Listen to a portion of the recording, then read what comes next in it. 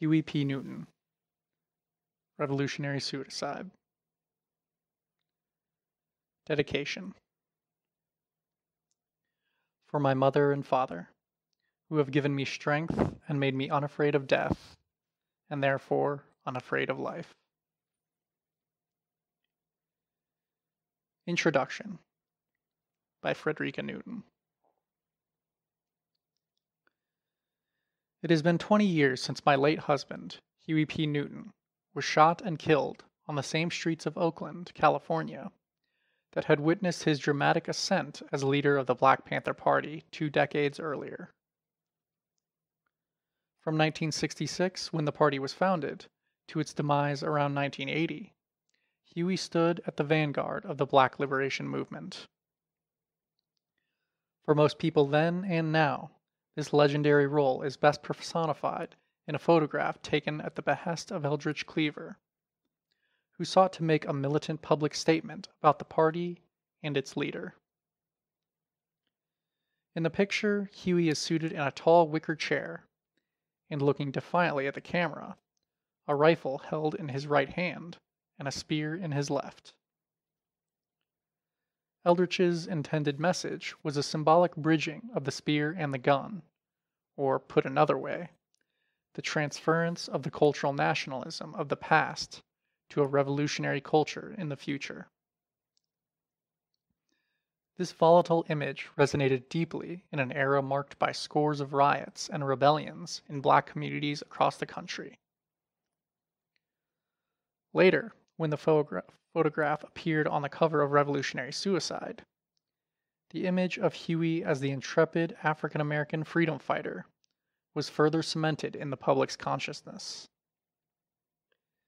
As with all controversial figures, however, there were complicated and unseen dimensions beneath the famous public persona, which his autobiography makes abundantly clear. When Revolutionary Suicide was first published in 1973, readers were offered a rare glimpse into the private life of the party's founder. Not that people hadn't been reading and hearing all about Huey for years. He started making local headlines when he and Bobby Seale launched the Black Panther Party in Oakland. Their armed self-defense patrols of the police caused an immediate stir in the press, so much so that a conservative state assemblyman introduced legislation the following year that proposed outlawing the party's constitutional right to bear arms. One can imagine the alarm felt in Sacramento when a caravan of Black Panthers with rifles appeared on the steps of the state capitol to protest the Panther Bill.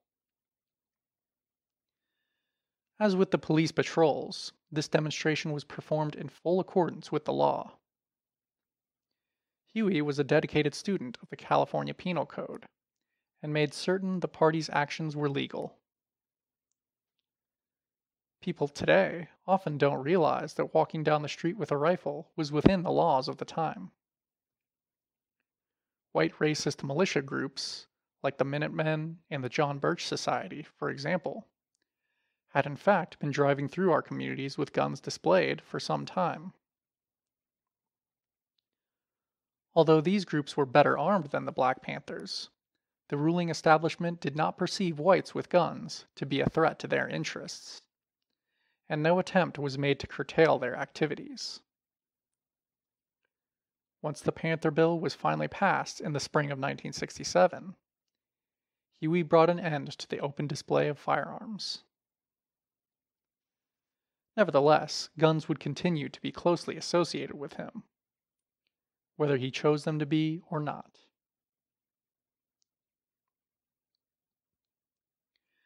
This association reached new heights that fall when Huey was charged with shooting and killing an Oakland police officer. He had been stopped in his car early one morning while looking for parking. Most local officers knew Huey by sight, making police harassment a routine procedure for him. Without asking for identification, the officer identified Huey by name, going so far as to ridicule him as the great Huey P. Newton. He then ordered Huey from the car and proceeded to knock him to the ground with an unexpected blow to the face. Shots were fired, and the officer dropped over dead. Huey maintained that he was innocent, insisting that an unknown gunman had fired the shots. To the city's fathers, this was an open and shut case of murder.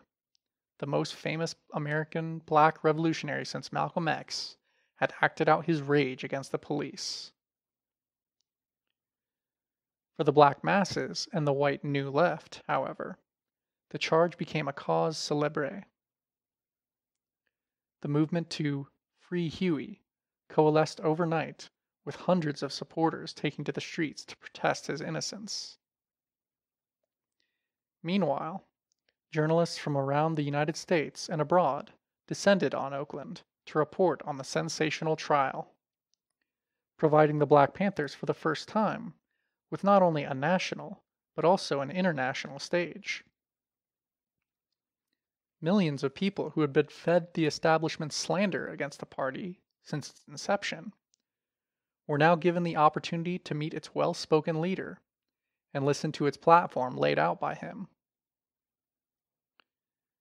This exposure led to a rapid period of growth for the Black Panthers over the next 2 years.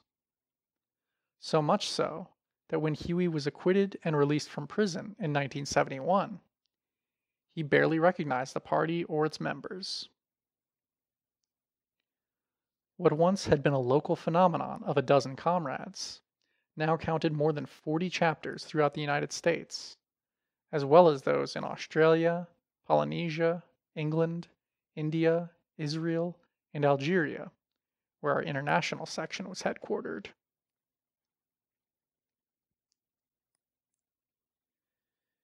Huey left prison a major celebrity, which was an identity he did not want or welcome.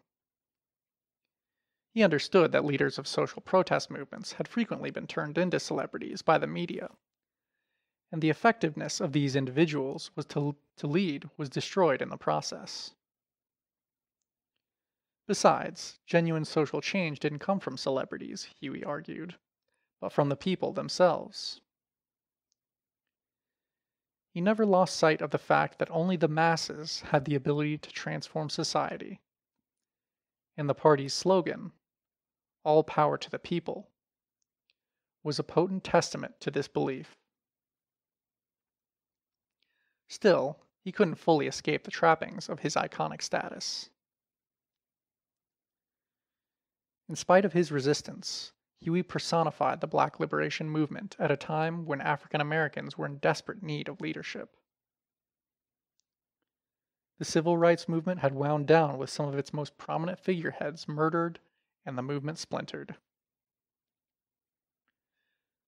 The Black Panthers stepped into this historic gulf, and their rise marked a transition from civil rights agitation per se to a revolutionary cause demanding nothing less than a comprehensive restructuring of American life. Everything from its institutions and laws to its basic economic system. What's more, the party now had the numbers and influence to make demands of their country.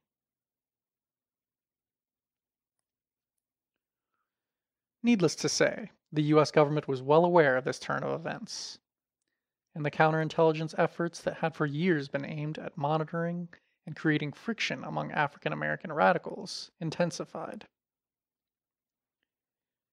Huey's celebrity served to further this scrutiny. The FBI, in its own words, sought to, quote, expose, disrupt, misdirect, discredit, or otherwise neutralize the activities of the Black nationalists. Never mind that Huey hadn't been a Black nationalist since college, nor was the party a Black nationalist group. FBI Director J. Edgar Hoover was determined to prevent the rise of a Black Messiah by any means necessary. The full extent of the government's surveillance of the party, to the extent that it can ever be known in the full, was not revealed until the 1980s, long after Revolutionary Suicide was published. Huey therefore does not devote a substantial attention to these activities. For a comprehensive discussion of the government's role in spying on and ultimately assisting in the destruction of the party, readers should consult his final book, War Against the Panthers, a study of repression in America.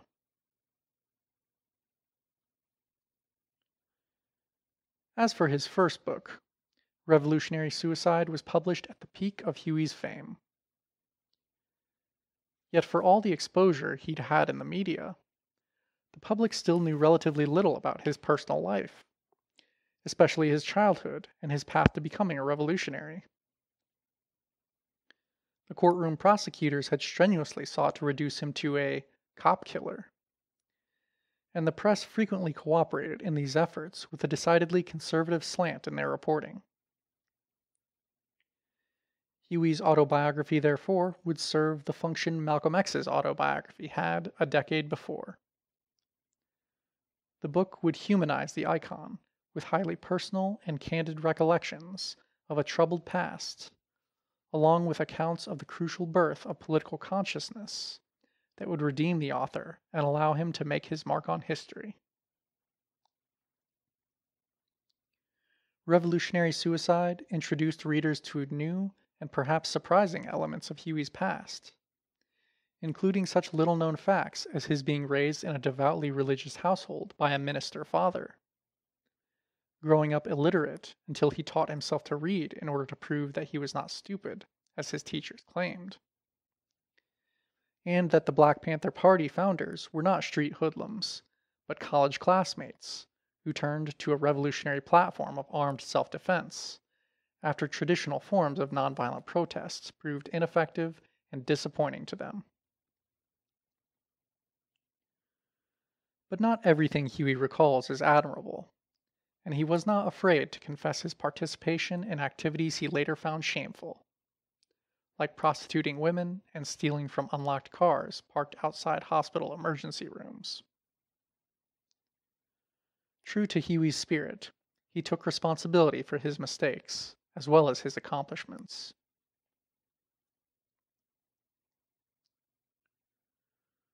Revolutionary Suicide was also written during a period of important transition in the party. Most notably, Eldridge Cleaver, the Minister of Information, defected from the party in 1971. In spite of his influential leadership role, Eldridge and Huey had an uneasy relationship from the start. The pair never agreed over what constituted serving the people. To Huey, that meant meeting the needs of the poor and working class African Americans, while for Eldridge, it was leading the masses in armed rebellion. Eldridge's Revolution Now rhetoric frightened and alienated black communities, who were more concerned about jobs, housing, and a decent education for their children. After his departure from the Black Panthers, they sought to reconnect the people by launching an ambitious series of free services called survival programs. Through donations and volunteer support, the party provided groceries, medical care, and legal counsel, among other essential services, to tens of thousands of African Americans nationwide. The photographs taken at these public gatherings speak to the excitement of those events. On the other hand, this was also a period of great sadness. A handful of the most respected Black Panther Party leaders were murdered in succession by government agents. Apprentice Bunchy Carter, Fred Hampton, John Huggins, George Jackson, and Bobby Hutton, to whom Huey dedicates Revolutionary Suicide. Their contributions were enormous, and I can assure you that the loss of any one of these beloved comrades was felt far more profoundly than the loss of Eldridge, or that of the small band of former members who followed him in this so-called split.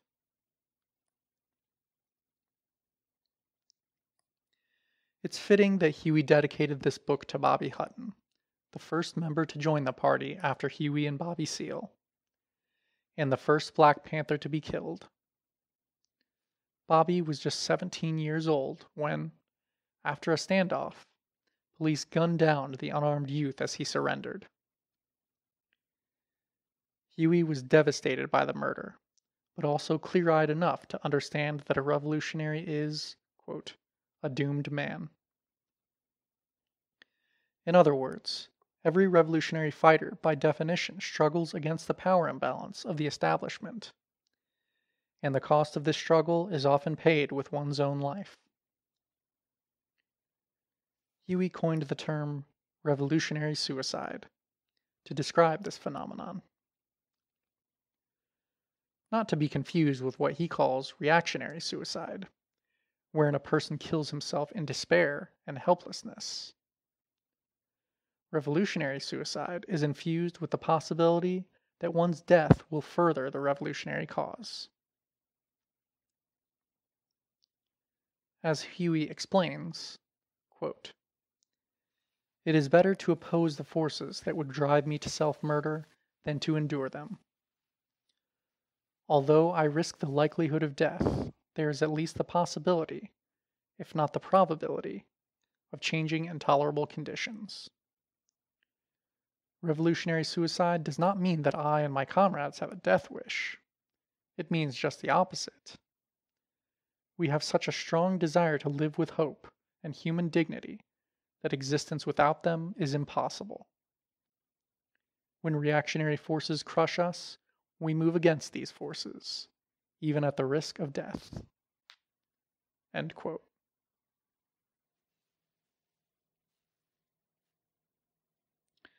Bobby Hutton died a revolutionary suicide, and the publication of this new edition of Huey's autobiography will help ensure that readers for generations will remember him along with all the other fallen Black Panther Party comrades whose lives must not be forgotten. After revolutionary suicide came out, the party experienced a period of turmoil that lasted until its demise about 7 years later. Intensified divisions within the organization were exacerbated by the infiltration of secret government agents who sought to bring down the party from within. False reports of comrades turning traitors led Huey to distrust and expel key party members, including Black Panther chairman and co-founder Bobby Seale. His successor, Chairman Elaine Brown, and Chief of Staff and childhood friend David Hillard. Compounding Huey's government-inspired paranoia was his drug addiction, and his actions under the influence confounded and worried his allies. Huey's personal troubles climaxed in 1974, when he was falsely charged with murdering an Oakland woman. Fearful that he would not receive a fair trial under California's Republican governor, Huey fled to Cuba, where he lived in exile until a Democrat was elected governor in 1976. As with his previous murder trial, Huey was once again acquitted. Unlike the previous trial, however, he did not return to the streets a hero. Huey's behavior became more erratic as his addiction worsened, and the party slowly began to unravel. I found it endlessly heartbreaking to witness Huey's downward spiral. I urged him towards recovery repeatedly, but in spite of his valiant attempts, he never wanted a life without drugs more than he wanted the drug. His demons were too strong. In many respects, Huey came to feel that he had lived too long, that he had somehow outlived himself. I first met him at a brunch hosted by my mother in our Berkeley home in 1971. I was 19 years old and, unlike my mother, who was the party's real estate agent, not at all politically active. In fact, I was intimidated by the Black Panthers and used to cross the street to avoid walking past their Berkeley office. Although Huey had never met me, I was certain he'd read between the lines and write me off as a bourgeois college girl. Instead, I was surprised to discover him kind and patient with someone so obviously out of her element. He'd been acquitted of murdering the police officer and released from prison the previous summer, so I found the nerve to ask him how it felt to be incarcerated. He explained with great sensitivity that loneliness was the overwhelming emotion. I was so touched by his openness that my fears of Huey dropped away in that moment. No longer the world-famous figure in the wicker chair. Here was a man with fears and emotions just like anyone. I immediately felt compassion and protectiveness towards him. He phoned later that day to invite me to his home, and we began our affair that night. I quickly joined the party, first teaching in one of its schools, then as a cadre member working on the Black Panther newspaper at the party's central headquarters.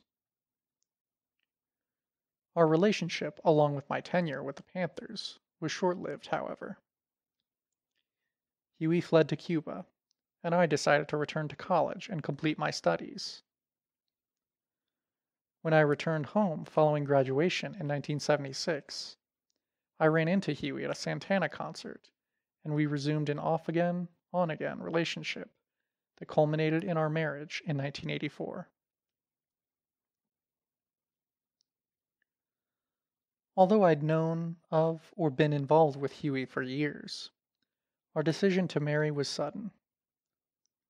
He phoned me from out of the blue to propose, and 1 week later we were married in Reno. But the haste with which we wed largely characterized our relationship. There was an unspoken, ever-prevailing sense between us that our life together was fleeting. Some of Huey's closest comrades in the party had been gunned down, and the constant presence of an armed bodyguard in our lives was a daily reminder that Huey might meet the same fate. Of course, we attempted to live our lives as if we were an ordinary family, flying kites with my son from a previous marriage, and taking him on picnics and to the pumpkin patch for Halloween. But there was no denying the reality that Huey was, and always would be, a threat to the establishment. The government retaliated in a variety of ways. The IRS put a lien against our assets. Our home was raided and ransacked by the police twice. And Huey was charged with and later acquitted of the illegal possession of a gun. In the process, we lost our home and became homeless, living with friends and relatives wherever possible. Throughout this ordeal, we nevertheless struggled to maintain some semblance of a happy family life.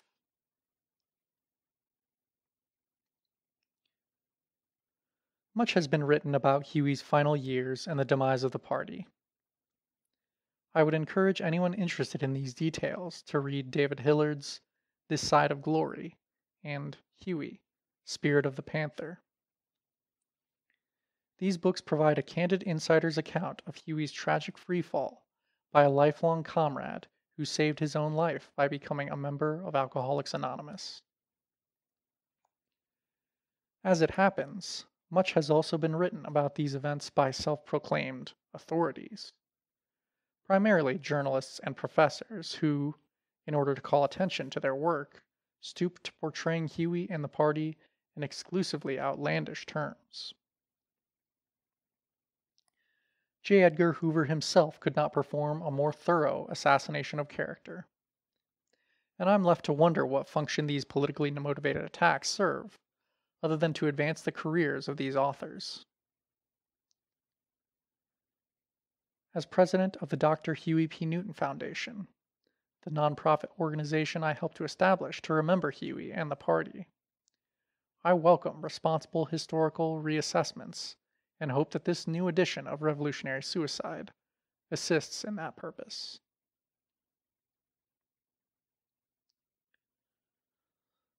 Although this book was published more than 25 years ago, it remains the definitive account of Huey's life and Black Panther history. He never got around to writing a sequel, which would have included, among other highlights, the PhD he earned from the University of Santa Cruz, selections from his academic writings, along with a comprehensive collection of seminal essays written during his Black Panther tenure, can be found in the Huey P. Newton Reader. Sadly, Huey did not live to see the publication of The Reader or the addition of Revolutionary Suicide into the distinguished Penguin Classics Library. He was murdered in 1989 by a drug dealer who claimed he killed the former Panther leader in order to, quote, get respect and become a shot caller for the gang he belonged to. Still, Huey would have been thrilled to see this new edition of his autobiography. He understood that whether he lived or died, the crucial point was that his work would live on, that the people would carry on the fight in his absence. As Huey tells us, "I will fight until I die, however that may come, but whether I'm around or not to see it happen, I know that the transformation of society inevitably will manifest the true meaning of all power to the people."